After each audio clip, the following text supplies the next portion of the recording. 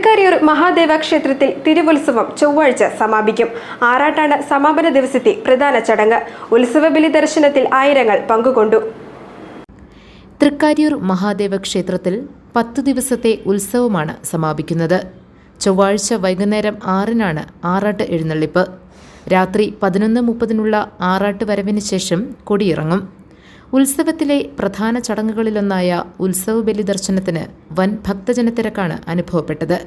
ആയിരങ്ങൾ പങ്കുകൊണ്ടു.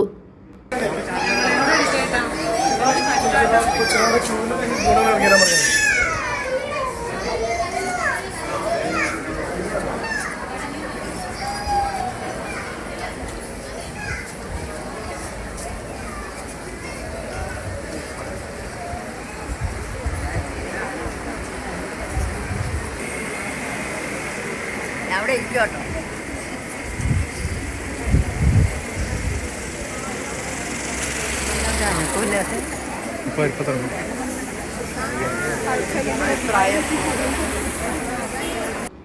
മണിക്കൂറുകളോളം ക്യൂ നിന്നാണ് ഭക്തർക്ക് ഉത്സവബലി ദർശിക്കാനായത്.